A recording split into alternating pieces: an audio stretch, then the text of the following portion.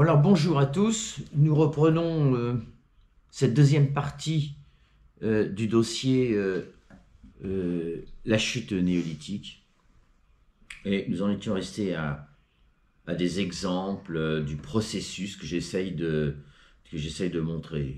Alors reprenons donc quelques exemples concrets donc de nos jours d'un bien pour les élites et qui n'en est pas un pour les peuples, hein, parce que c'est là où je veux en venir.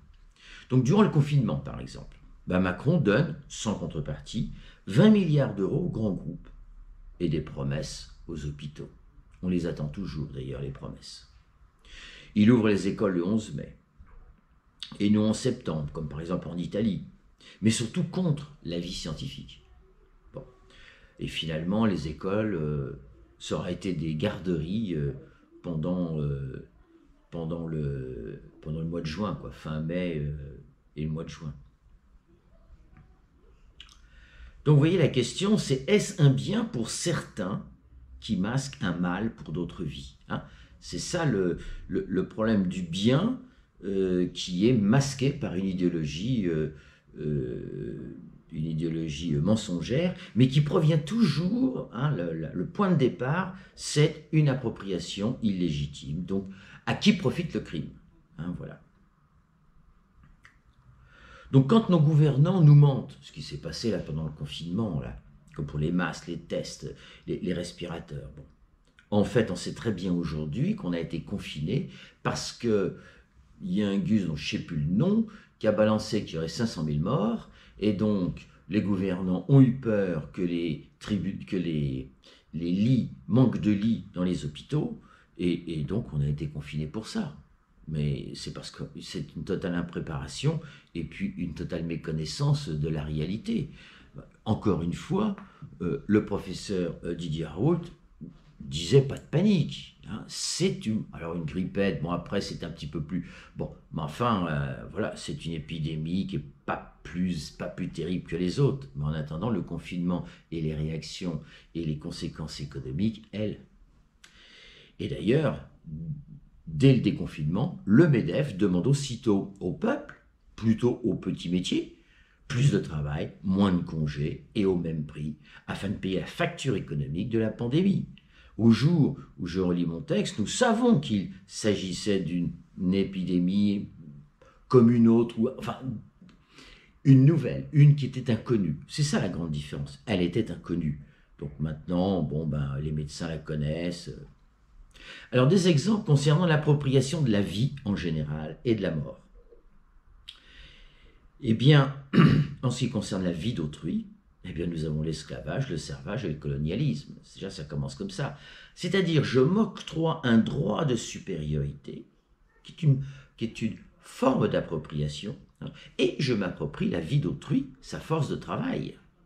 Hein, des fois, je ne la paye pas du tout, c'est l'esclavage. Des fois, je la sous-paye, et ce qui est encore le cas aujourd'hui. Mais aussi, on peut s'approprier le corps d'autrui, c'est donc la chosification sexuelle, la pédophilie et évidemment toute la pornographie et ses dérivés, hein. Là encore, c'est je m'octroie un droit d'appropriation sur le corps d'autrui, hein. Et évidemment, je me raconte tous les petits raisonnements qu'il me faut. Bon. De l'amour en soi, l'amour réel, gratuit, qui est don de soi et accueil d'autrui. On en a fait de l'amour possession, et ceci dans tous les domaines, hein. Tu m'appartiens, dis-moi que tu m'aimes, ça donne de la jalousie, de l'envie, des doutes sans fondement, bon, ça fout le bordel dans les couples. Il y aura un dossier qui sera réservé pour l'amour et ses attributs. Alors vous avez, sous une autre forme, la même type d'amour-possession, c'est-à-dire qu'on s'octroie le droit à être aimé, hein, comme un impératif catégorique, souvent de l'enfant envers les parents. Quand on est enfant vers ses parents, l'amour des parents nous est dû. Mais non, l'amour est gratuit. Même l'amour des parents. Même l'amour d'une mère. Voyez-vous, qu'une mère, pour elle, c'est une évidence. la plupart des mères, hein, mais c'est une évidence qu'elle aime ses enfants. Du côté de l'enfant, c'est pas pour autant qu'on doit se considérer comme un droit à être aimé. Vous voyez, ça dépend. Si on est du côté de l'enfant, eh bien, au contraire, on doit être dans l'accueil et remercier, et dans la gratitude, une autre valeur. De la pensée, de la possession outrée, elle engendre le racisme, la xénophobie, le sexisme, l'homophobie. Qu'est-ce que ça signifie? Je désapproprie autrui de sa dignité. Je n'en fais plus mon égal en dignité, ce qui, par la même occasion, me rend indigne. Et pour mieux me justifier de ce rejet de l'étranger ou de l'étrange, comme par exemple pour l'homosexualité, je rationalise de bonnes raisons. Hein, je me raconte. Hein, alors ça c'est au niveau particulier, mais c'est la même chose au niveau collectif. Hein, je me raconte, ou nous nous racontons, une idéologie mensongère, face à laquelle nous la croyons. Hein, bien sûr. Enfin, en réalité, nous savons au fond de nous, puisque le bien est en nous. Hein, nous savons que, mais on se raconte. Hein, on enfonce, on introjecte, et on se raconte de bonnes raisons pour justifier nos attitudes. Et là encore, nous retrouvons donc le même schéma, appropriation illégitime, idéologie mensongère. Alors à l'heure où j'enregistre, George Floyd, de couleur noire, est mort asphyxié sous le genou d'un policier blanc américain. En réponse, le cœur des peuples, tout autour de la planète, a manifesté son indignation, et ceci à juste titre. On a pu voir des images où des policiers américains, des militaires, un genou à terre, symbolisant le genou assassin du policier, demandant pardon.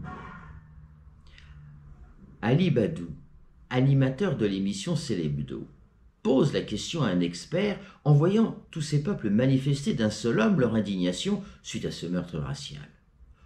Qu'ont-ils en commun, demande-t-il? Ils sont si loin des États-Unis, tous différents, supposés en termes de culture. Eh bien, voici à nouveau ma réponse, celle qu'évidemment je n'ai pas entendue, hein, et au risque de me répéter, de marteler cette réalité ontologique, pourquoi tous ces peuples ont manifesté? Parce que toutes les valeurs universelles de l'amour sont gravées en lettres d'or dans le cœur biologique de tous les peuples. Ici, il s'agit de dignité, de justice, de fraternité, des libertés garanties par les droits de l'homme. Il s'agit de combattre le délit de faciès, les violences raciales. Oui, si on était dans un combat pour des raisons de chômage ou d'économie, vous aurez le même processus. Bref, ce qui rassemble les peuples, quel que soit le combat, c'est leur cœur. C'est ça que je voulais montrer. Voilà, c'est pour ça que je suis parti, si vous voulez, d'essayer de vous montrer que le cœur biologique de l'homme comporte une morale vitale, les valeurs universelles. Et je vous redonne cet exemple qui m'avait frappé à l'époque. 20 millions d'Européens ont manifesté contre la guerre d'Irak. C'est le même processus. Voilà. Elle est là, l'intelligence des peuples. Une intelligence du cœur à laquelle je crois, ça vous avez compris, et c'est pour cette raison que je sollicite leur vote en masse. Car derrière le vote d'un peuple, il y a son cœur. Un autre exemple emblématique s'agissant d'un bien qui n'en est pas un. L'immortalité à brève échéance, du docteur Laurent Alexandre, le transhumanisme. Alors, il nous raconte que vers 2050, l'union de différentes technologies et médicales, et de la connectite, la nanochirurgie, et on va donc vivre 150, 200 ans, 300 ans. L'immortalité à brève échéance. Ce qu'il ne semble pas voir, c'est que deviendrait ce monde où il n'y aurait que 20% des habitants qui auront les moyens de vivre 150 à 200 ans, qui ont les moyens de se payer cette médecine. Et puis les autres 80%, ils vivraient à peine 60 ans. Parce que, évidemment, tous les patrimoines seraient regroupés dans ces familles dès lors presque immortelles, et puis les autres, ils n'auraient rien. Ça, c'est encore pire qu'aujourd'hui, c'est déjà énorme, mais ça, c'est encore pire qu'aujourd'hui. Puis l'autre question derrière, c'est que deviendrait l'évolution de l'humanité, au sens anthropologique du terme, si la mort naturelle ne participait plus à la vie. Donc voilà un exemple emblématique qui montre à quel point nous serions devenus comme des dieux, mais de mauvais dieux, créateurs d'un enfer, au lieu de faire de ce monde un paradis sur terre, bref, un monde fraternel.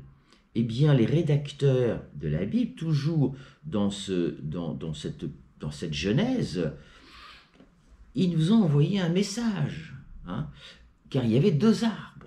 Donc l'arbre de la connaissance du bien et du mal, mais il y en a un autre. Je vous lis le texte, c'est 4 lignes. Puis, il y avait Dieu dit, donc on est après, voilà que l'homme est devenu comme l'un de nous, pour connaître le bien et le mal. Premier arbre. Qu'il n'étende pas maintenant la main, c'est toujours la main qui prend, ne cueille aussi de l'arbre de vie, n'en mange et ne vive pour toujours. Voilà. Alors là, il a placé 2 anges, il nous a virés du paradis, enfin vous connaissez l'histoire. Bon. Ce qui est important, voyez-vous, c'est sur le plan symbolique, c'est que là, on s'est approprié les vivants, toute la nature. Est-ce qu'on va aller jusqu'à s'approprier notre propre vie et rompre le cycle vie, départ au ciel, renaître, les renaissances? Bon, d'autres exemples de biens qui n'en sont pas. Alors prenons un exemple extrême, l'eugénisme des nazis. Toute une élite, et pas des moindres, se convainc mutuellement que c'est un bien en soi, un bien pour l'humanité, pour la planète, d'éradiquer, de rayer du monde le peuple juif, tziganes, les handicapés, les homosexuels. Tous iront jusqu'à accepter la solution finale. Tous, c'est les élites. Mais tous, y compris Hitler, sont nés et furent de gentils nourrissons, avec un cœur pur, doté de toutes les valeurs universelles de l'amour. Rappelons même qu'Hitler a été élu démocratiquement. Alors comment l'expliquer simplement? Il s'agit bien évidemment de ce processus de la chute, à la fois collectif et particulier, un processus psycho-culturel, comme le suggérait déjà Jacques Covin. Il fait suite à la loi sacrée du libre arbitre. Ça, c'est un point qui est extrêmement important. Nous avons un libre arbitre, il est illimité, il est sacré. Nous sommes seuls à décider. Si l'ego prend le dessus, c'est-à-dire qu'il n'écoute plus le langage du cœur, en se laissant tenter par l'appropriation illimitée et illégitime sous toutes ses formes, l'amour et ses valeurs n'ont pas d'autre choix que de se retirer. L'amour, par essence, par définition, par nature, ne peut pas s'imposer, sinon c'est pas de l'amour. Soit il est don et accueil réciproque, soit il est rien. Cette loi spirituelle du tout ou rien est valide dans tous les domaines de la vie humaine, et c'est ce qui explique les déchirements entre couples. Ça procède du même problème, c'est l'ego qui prend le dessus. Donc nous partons chacun dans nos vies avec un cœur pur, tout bébé, innocent. Nous sommes altruistes naturellement durant les 2 premières années, ça nous le verrons avec Mathieu Ricard, puis selon notre environnement, d'amour ou pas, plus ou moins, violent ou pas, selon notre culture, raciste ou humaniste, ouverte ou fermée, pensée ou préjugée, nous finirons plus ou moins égoïstes, plus ou moins altruistes. Nous finirons à un moment donné par cueillir le fruit défendu d'une manière ou d'une autre et par revendiquer nos droits, etc., etc. Vous voyez le processus. Ou nous résistons. Chacun à notre niveau. Heureusement que beaucoup d'entre nous résistent, et dans de nombreux domaines. Certains personnages publics, comme Michel Onfray, Denis Robert, philosophe, Denis Robert, journaliste, Gaël Giraud, économiste, pour citer cela, mais et bien d'autres, résistent au néolibéralisme, car ils ont compris où nous conduit ce couple fatal de la chute. Ils ne le diraient pas comme ça, on est bien d'accord. Appropriation illégitime, idéologie mensongère. Ils ont parfaitement bien compris, bien sûr. Il faut ajouter à cela le fait que l'ego, le moi terrestre, la personne terrestre, nous ne sommes que des apprentis en amour. Nous expérimentons. Et donc, selon nos choix, nos propres critères, d'amour ou de non-amour, d'indifférence ou d'égoïsme, eh bien, nous allons conduire notre vie avec ce libre arbitre qui délibère. Et il peut même tourner le dos éternellement à l'amour. Il en a la possibilité. Nous sommes dans le versant infini. Nous sommes dans le versant de l'illimité, de l'éternité. Rappelez-vous, on ne peut pas dire à quelqu'un « je t'aime » pour 3 ans tacitement reconductible. On est dans l'éternité. Bon, j'aurai l'occasion de revenir sur ce versant spirituel dans d'autres vidéos. Donc nous sommes seulement en apprentissage. Certes, nous avons reçu son image, donc l'image de l'amour gravée dans le cœur, mais pas sa ressemblance. Si donc le cœur naît, quand je dis naît, je veux dire du verbe naître, naît, puis d'amour, il naît puis d'amour, tous les cœurs. Il peut s'avarier au cours des expériences de violence et d'égoïsme psychoculturel. Et la personne terrestre, donc toujours ce même moi personnel, reproduira plus ou moins ce qu'elle a vécu. C'est au final du conditionnement psychoculturel du moi personnel qui n'écoute plus son cœur et qui va revendiquer des droits qui n'en sont pas, des pseudo-vérités et former une idéologie mensongère en vue de justifier ses actes déments. Parce que là, dans l'exemple, il y en a d'autres. Donc j'insiste. Si la pensée rationnelle n'écoute plus sa pensée du cœur, elle se fait serpent, c'est ça le symbole, et le monde devient un enfer. Du paradis, on passe à l'enfer. Le monde devient démon, le monde, on a tout inversé, devient démon, et par inversion, donc des valeurs universelles. Alors je pourrais prendre l'exemple de l'islam radical, qui manipule les jeunes islamistes, notamment en France, en leur faisant miroiter qu'ils iront en martyrs rejoindre les 72 vierges. Bon, la réalité spirituelle, c'est qu'ils trouveront plutôt 72 souffrances quand ils seront face à la vérité spirituelle dans l'autre monde. Mais le processus est toujours le même. Contexte psychoculturel des banlieues, face à un monde d'appropriation illimitée. Il faut bien reconnaître que ce n'est pas du tout évident. Je parle pour les gens qui habitent dans ces banlieues.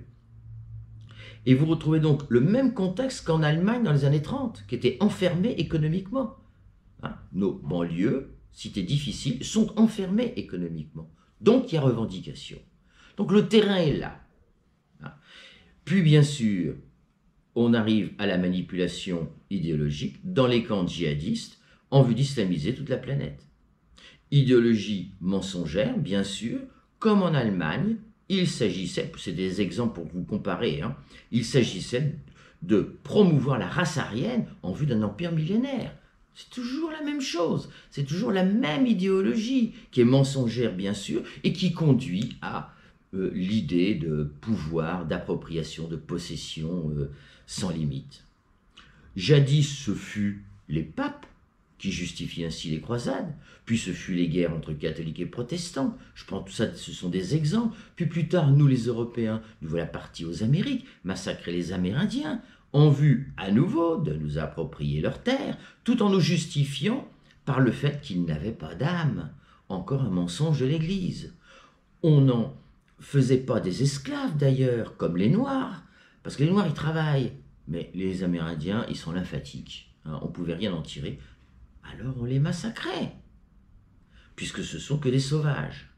Alors quand on y réfléchit, c'est ce que je me suis dit, finalement, avant cette chute, donc avant 10-12 000 ans, en fait c'était là où nous étions civilisés. Parce que là nous obéissions aux valeurs spirituelles, aux valeurs universelles. Tandis qu'aujourd'hui, c'est nous les sauvages. On n'est pas des sauvages. Regardez ce qu'on fait aux animaux, à la nature. C'est nous les sauvages. nous nous croyons civilisés, mais on a tout renversé. J'aurais pu prendre l'exemple des tueurs en série, ou autres criminels, ou encore celui des familles mafieuses, étrangement religieuses d'ailleurs, avec un code d'honneur. Enfin, peut-être plus maintenant. Bon, à nouveau, vous retrouvez encore l'inversion des valeurs. Dans un autre genre et à un autre niveau d'immoralité, c'est quand même pas la même chose, mais vous avez les tueurs professionnels, les agents secrets au service des États, et même nos propres gouvernants qui lancent des missiles sur des populations, encore et toujours pour raison d'État. Tous considèrent et justifient leurs actes comme un bien en soi, alors que ça n'en est pas. Et tous suivent le même schéma, appropriation illégitime, idéologie mensongère. Mais le seul bien en acte, il faut quand même le signaler, qui peut autoriser la violence, réside uniquement dans la légitime défense, dans le fait de sauver une vie ou des vies. C'est le seul. Tout le reste, c'est des biens qui n'en sont pas. Alors, je ne suis pas historien, mais je suis bien convaincu qu'ils trouveront le même schéma pour chaque guerre, chaque conflit, chaque coup d'État. Et c'est pourquoi toutes les révolutions ont, au final, échoué, car l'idéologie mensongère n'a jamais été réellement en faveur des peuples, c'est-à-dire fondée sur les valeurs universelles de l'amour. Et c'est pourquoi la notion d'idéologie, aujourd'hui, s'avère particulièrement connotée négativement, alors qu'une authentique idéologie n'est qu'un système de pensée, une hypothèse utopique en vue d'un meilleur monde. Sauf que ceux qui utilisaient ces idéologies mensongères, c'était pas en vue d'un meilleur monde, c'était en vue d'un meilleur monde pour eux. C'est juste ça. C'est Platon qui disait c'est l'intention qui fait le laid ou le beau, ce n'est pas l'action. L'intention, voyez, c'est ça qui va faire une idéologie positive ou une idéologie mensongère, c'est l'intention. En conclusion, sur cette chute néolithique, nous voyons comme maître et possesseur de la nature, ce qui engendra sa désacralisation. Et je vous en parlais à l'instant, que nous ne faisons pas subir à nos amis les bêtes, nous scions la branche sur laquelle nous sommes assis, d'où le drame écologique. Bon, voici résumé son message. Nous nous prenons pour des créateurs, des dieux sur terre, qui se sont considérés comme propriétaires de la vie, alors qu'elle nous a été accordée, confiée. C'est cette position-là, nous sommes dépositaires, voyez-vous. Et puis qu'importe par qui ou par quoi ou comment, qu'il y ait un Dieu, il n'y en ait pas, qu'importe, nous l'avons tous reçu, ça c'est une certitude. Le fruit défendu, donc, saisi de force par l'homme plutôt masculin, la femme n'y est pour rien dans cette histoire, symbolise au final un acte d'appropriation d'ordre moral, donc immoral, puisque passible de mort, car il s'agit bien d'un attentat à la vie de tout ce qui vit sur terre, en nous déclarant légitime de dire « ceci est un bien » quand ça nous arrange, surtout quand ça arrange nos élites, on est d'accord. Comment définir donc ce bien en soi en mots simples? Parce que je vous parle de ce bien qui n'en est pas un, alors c'est quoi le bien qui en serait un? Eh bien, tout ce qui est faste et produit de la vie est bon et fait le bien. Tout ce qui est néfaste et défait la vie, toutes les formes de vie, est mauvais et fait du mal. Alors je dis le bien et je ne dis pas le mal, mais du mal. Pourquoi? Parce que, du moins selon moi, le couple bien-mal n'a pas de validité ontologique comme les autres couples naturels, féminin, masculin, la polarité positive, négative, l'électricité, le noyau, l'électron. Tous les couples de la nature sont des couples de la création, pas le bien et le mal.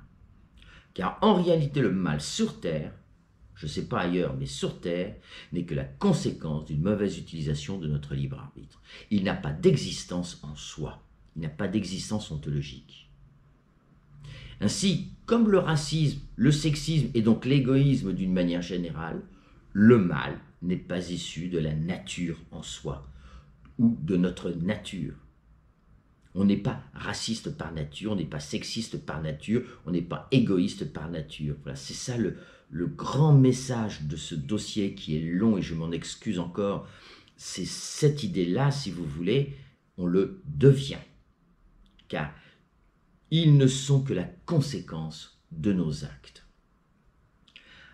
Alors, abordons à présent, je vous ai parlé du mensonge de l'Église, eh bien il réside donc dans l'idée contraire à la thèse que je vous propose à l'instant.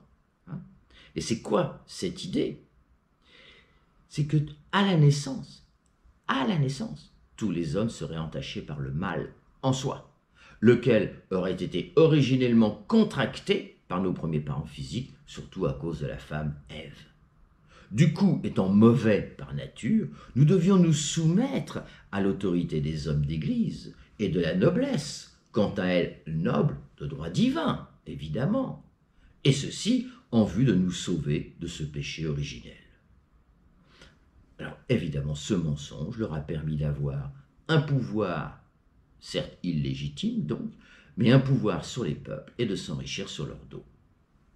Comme les épouses devaient obéir au mari, on en mettait la moitié de côté sous l'autorité des maris, il suffisait de dominer les hommes masculins, lesquels évidemment ne savaient pas lire et surtout pas le latin. Donc de même, pour éviter la fuite des héritages, les prêtres catholiques devaient rester célibataires. Pouvoir et argent étaient ainsi préservés. Ce supposé bien fut quand même à l'origine du drame actuel de la pédophilie au sein de l'Église. Quand même, il faut le souligner. Alors soulignons encore enfin l'heureuse conséquence de cet énorme mensonge. Les pauvres dans ce monde, décidés par Dieu, seront riches dans le royaume des cieux. C'était là notre compensation. Ainsi, la pauvreté serait au final un bien spirituel pour les nécessiteux. Vous voyez la perversion du mensonge, quoi. Le renversement. C'est impressionnant. On a marché longtemps. Hein. Nous sommes donc toujours face à cette idéologie mensongère, en vue toujours de cette même appropriation sans fin. Dans un dossier qui est intitulé, c'est le 3e ou le 4e, les milliardaires. Eh bien, sachez que les milliardaires actuels, avec leurs milliards, sont une pâle représentation face aux milliards de l'Église. Je vous donnerai des chiffres. Évidemment, ils ont accumulé pendant 15 siècles. Bon. Il y a quand même... C'est choquant. Avec des scandales à la clé. Bon.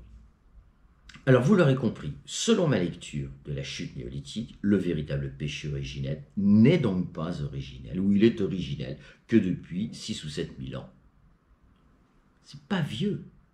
Au moment donc des premiers royaumes et donc des premières guerres de pouvoir et d'appropriation. Je peux me tromper de 1000 ans, enfin pas que les historiens m'en veuillent. Hein. Et ceci jusqu'à nos jours sans discontinuité. Voilà. Jamais la planète a connu un moment de paix totale. Or le mot péché, ce fameux péché originel, signifie en hébreu manquer sa cible. Eh bien la cible manquée pourrait se résumer ainsi. Aimer posséder de manière illimitée au lieu de nous aimer sans limite les uns les autres. Vous voyez tout le message des prophètes, le message du Dalai Lama, les messages chez les Amérindiens, vous aviez des chamans, c'était toujours le même message, quoi. C'est toujours nous dire, oh, arrêtez cette possession illimitée, c'était fait pour nous aimer de manière illimitée. C'est pour ça que nous avons cette capacité, cette faculté de penser l'illimité, de penser l'éternité. C'était pour apprendre à aimer, pas à posséder tout le temps, tout le temps.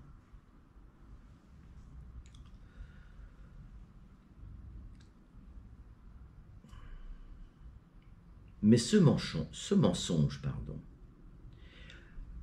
à la fois religieux et libéral, était et est encore double. Non seulement nous ne naissons pas avec le mal en nous, mais nous naissons avec le bien en nous.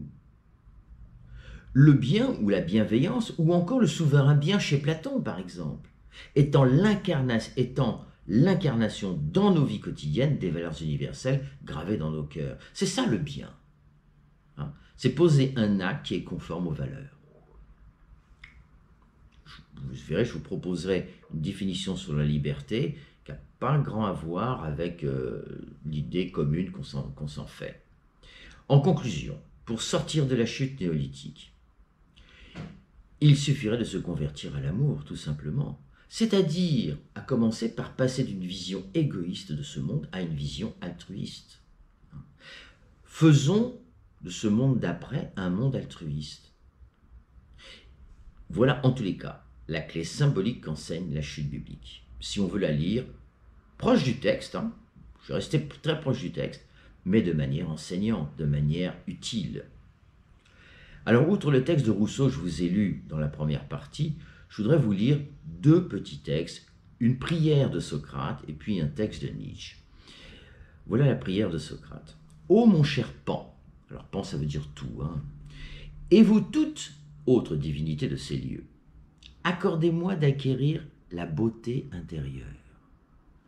La beauté intérieure, c'est le souverain bien chez Platon, ce sont les valeurs universelles du cœur.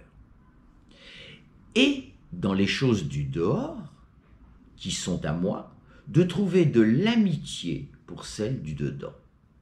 Vous voyez, il y a une harmonie entre les valeurs en nous, gravées en nous, et les biens matériels que nous avons, que nous possédons. Il demande une amitié, hein, autrement dit une harmonie. Et il ajoute, puissais-je tenir pour riche l'homme sage?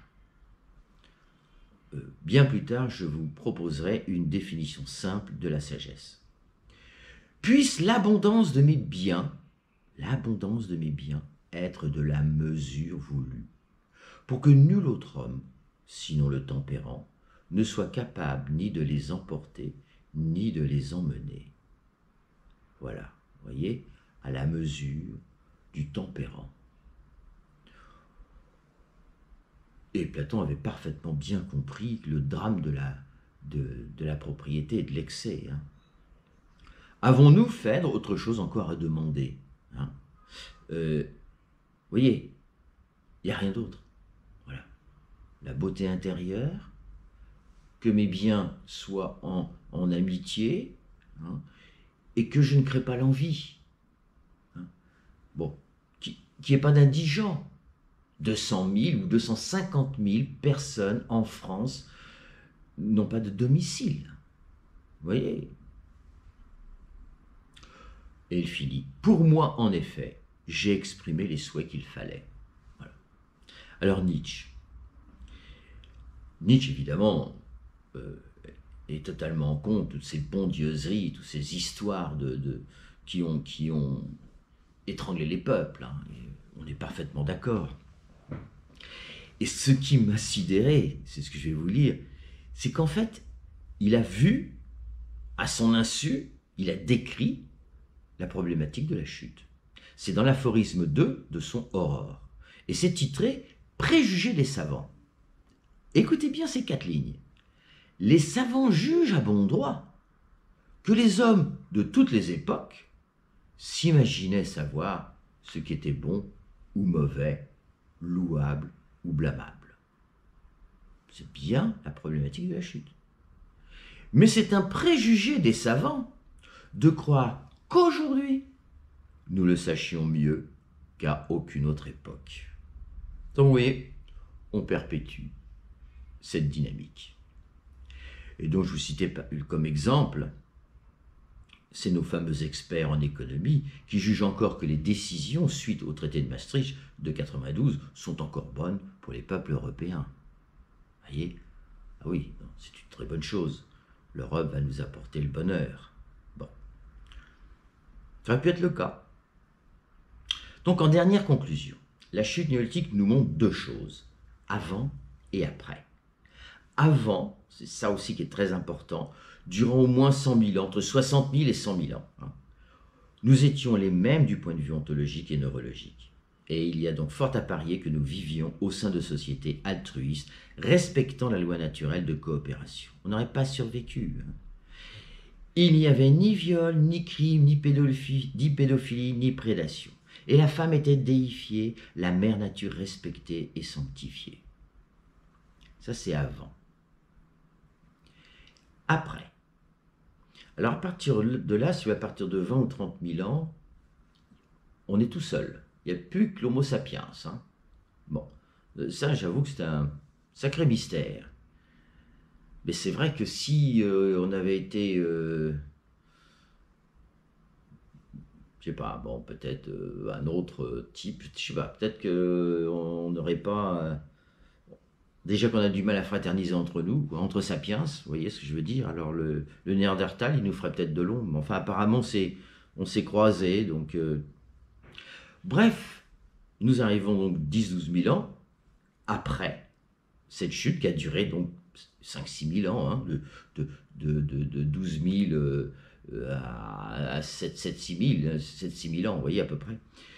Donc après, une grande majorité des humains, mais pas tous, c'est là où j'insiste, ont décidé volontairement. Alors c'est une volonté qui s'est exprimée de génération, de siècle en siècle et de millénaire en millénaire. Hein. Donc ont décidé volontairement d'inverser les valeurs universelles, leur rapport à la nature en passant du sacré au profane. Et c'est ce que nous rappelait le Christ quand il va chasser les marchands du temple. Hein. Et en se comportant donc comme maître et possesseur de la vie, surtout envers celle des autres vivants. Somme toute, cette lecture de la chute néolithique montre que ce renversement psychoculturel n'était pas dans nos gènes, ce n'est pas inscrit dans une destinée quelconque ou selon un processus d'évolution, ce n'était pas par instinct de survie ou pour mieux gérer nos ressources vitales, quelle que soit l'époque, mais uniquement par une mauvaise utilisation de notre libre arbitre, qui est la loi sacrée sur Terre. Et je vous ai cité l'exemple des Hunza, hein. N'hésitez pas à les voir, ils existent, hein. Mais on pourrait aussi citer, j'aime bien le bouddhisme du Dalai Lama. Il n'est pas créationniste, il n'y a pas de Dieu, sa religion c'est la bonté. Quand un bouddhiste fait un trou, il met des heures parce qu'il sauve chaque ver de terre. Hein. La vie est sacrée, vous voyez. En tous les cas, c'est un peuple, de ce qu'il en reste, hein, qui n'a pas chuté. Voilà. Il n'est pas tombé dans le panneau. Bon. Donc cet attentat à la vie, sur tous les vivants, et donc aussi sur nos propres vies, parce qu'on se fait du mal à nous-mêmes, hein, n'a été et n'est toujours juste une question de volonté humaine dévoyée par l'égoïsme. Regardons le réel. Ne sommes-nous pas en crise économique, en crise des inégalités, en crise écologique et climatique, à cause, et seulement à cause, de l'égoïsme? C'est la seule raison. Bon. Notamment et surtout, l'égoïsme de nos élites. Et ceci de toute époque. Au final, naguère, c'était donc une question de volonté de libre arbitre, il y a 6-7 000 ans, puis ça a continué. Aujourd'hui, c'est encore une question de volonté, donc soit de continuer à chuter vers l'égoïsme, ou à l'inverse, de prendre notre envol vers un monde meilleur pour tous, un monde altruiste. Alors on pourrait m'objecter, je sais que c'est assez long, donc pourquoi j'ai voulu remonter si loin? Je voulais vraiment montrer, ça vous l'avez compris, qu'il fallait répondre à la question, les premiers hommes étaient-ils égoïstes ou altruistes? Il fallait répondre sans ambiguïté à cette question, qui est toujours en suspens chez nos intellectuels, chez les chercheurs. Hein. Il n'y a pas de réponse. Moi, à mon avis, il n'y a pas de réponse parce que ça n'arrange pas les élites. Hein. Si nous sommes altruistes par nature, alors là, le monde change tout, là. Vous voyez? Bon. Cette réponse sera confirmée, parce qu'il y a quand même des travaux qui sont faits, et notamment en neurosciences, ça sera confirmé quand on étudiera Plaidoyer pour l'altruisme de Mathieu Ricard. Le deuxième point, je voulais également montrer la manipulation des peuples par le mensonge, qui est toujours le même. D'abord le péché originel, lequel sera un peu abandonné par les classes dominantes, hein, la religion reculant, du moins en Occident, en la substituant à un autre mensonge, mais du même acabit. Notre égoïsme serait naturel et non culturel. Hein, voilà. Il y a le combat naturel, culturel, bon ben voilà, hein, on est des égoïstes par nature, donc c'est ainsi. Donc nos actes altruistes de temps en temps seraient que des accidents, et puis on trouvera encore la psychanalyse qui confirmera plus tard cette thèse erronée. Le troisième point, je voulais faire ressortir le statut ontologique du mal en soi et de son origine, alors que le mal va devenir consubstantiel au bien, notamment sous la plume de Leibniz. Selon cette thèse qui est généralisée, le mal nous conduirait vers le bien. Le mal serait un agent éducateur. Il faut bien un mal pour que le bien existe. Alors tout ça, c'est l'horreur. L'horreur, c'est l'ouverture à tous les excès. Thèse bien sûr récupérée par les libéraux. Du coup, ça donne, par nature, le mal et les malheurs seraient réservés aux dominés, et les biens de ce monde aux dominants. Selon une sorte de justice immanente, aujourd'hui des marchés financiers, à l'instar de la vieille main invisible d'Adam Smith. Bon, j'ai voulu montrer que la même rhétorique se répétait sans cesse par la classe dirigeante du moment, mais toujours à son profit, et laquelle s'est recomposée de siècle en siècle. Alors je résume. Nous naissons tous altruistes, certes apprentis en amour, mais nous naissons tous altruistes. Le mal n'a pas d'existence en soi, il est le fruit de notre libre arbitre. La femme en tant que telle n'est pas concernée par l'histoire du paradis avec le serpent. Il faut laisser la femme tranquille avec cette histoire-là. La femme, c'est nos mères, elles sont merveilleuses. Elles donnent la vie, elles portent l'amour maternel, elles sont le meilleur exemple de l'amour incarné sur Terre. Et ce monde, et donc il faudrait bien qu'elle puisse gagner la même chose que nous et d'avoir, voilà, que le principe d'égalité soit respecté, quoi. Enfin, j'ai voulu montrer que ce monde est celui que les hommes ont bâti, mais seulement depuis quelques milliers d'années. Changeons-le maintenant. Alors je vous pose la question, chers esprits libres, peuple de France, voulons-nous sortir de cette pseudo-fatalité? Je vous invite donc à voter en répondant à votre tour à la question suivante. Voulez-vous penser et écrire un programme pilote pour 2022 fondé sur une idéologie altruiste? Merci d'y répondre oui ou non. Au moment où là j'enregistre, le module de vote n'est pas encore sur Internet, il est en train de se fabriquer par mon gentil informaticien Fabrice. J'espère que tout ira bien. Je vous remercie pour votre patience et je vous demande pardon pour la longueur de ce chapitre. Mais au final, dans mon cœur, et quand je dis dans mon cœur, vous savez de quoi je parle maintenant, ce dossier est un dossier d'espoir. Lequel espoir tente d'ouvrir un chemin vers une utopie construite pour ce monde d'après que nous espérons tous. Le prochain dossier, ce sera l'histoire de la propriété illimitée durant les 3 derniers siècles avec Thomas Piketty. Un livre de 1200 pages où vraiment ça vaut le coup de le lire.